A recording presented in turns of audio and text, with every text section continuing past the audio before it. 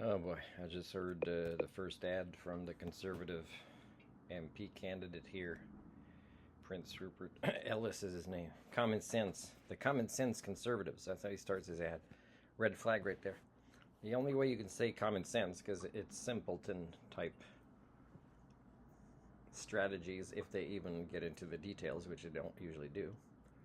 But the only way common sense works for conservatives is self serving common sense or elite serving common sense.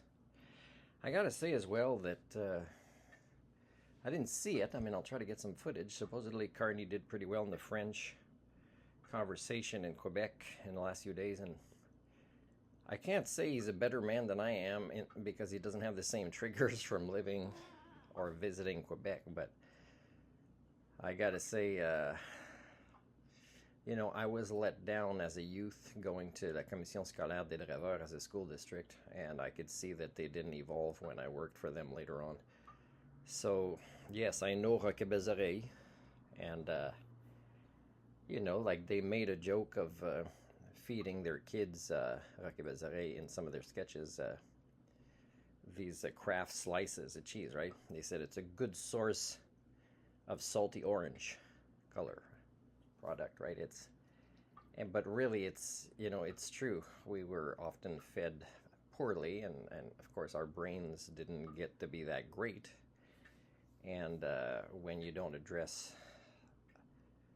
a lack of education in family planning and nutrition and things like that, then yeah, you don't, you end up with candidates like this one here. So it's pretty sad. I mean, it's possible he'd win because there's a lot of people that don't like the NDP guy.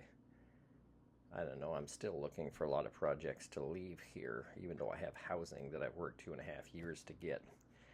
So, you know, still, I'm an Homo sapien and I want to live by human standards and I have my ethics to follow. And so let's say I would have been in that situation with Mark Carney and the interviews in French as I would say, well, yeah, I moved away from Quebec and I had good reason, and I can tell you that those reasons didn't go away. They got worse, including some of the last times I visited, human rights violations off the chart, and I can't even take people to court because there's games they play.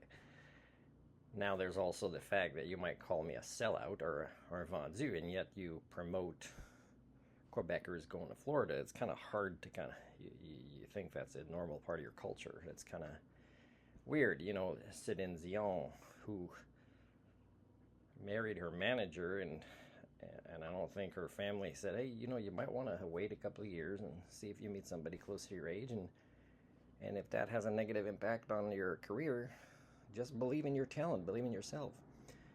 And Nathalie Simard didn't really get justice from what happened. So there's a lot of hypocrisy there, laissez-faire, and impunity facilitation. So if I had been in Carney's position and anybody would have gotten on my nerves, like I might have said, level 1, excuse me, but did you sing a French song in the Victoria Idol in British Columbia?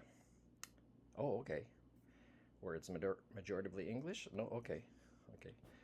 Are you bilingual at my levels? And then eventually I would have also prepared where nobody looks it up, but let's ask the hosts and the audience what the French word for accountability is, and I would have been surprised again if 1 out of 10 got it. So again, impunity facilitation. So it's kind of upsetting. I'm going to try and go for the try to become a member of Greens, but I mean, if the Greens say we put people first, well, that's shallow ecology, not deep ecology.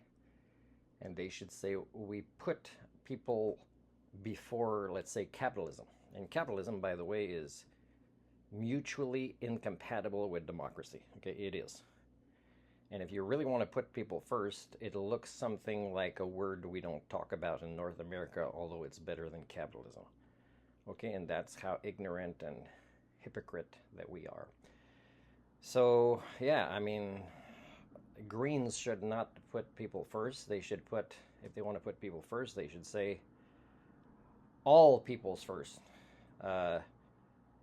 And before profits. So that's one way I would follow them more.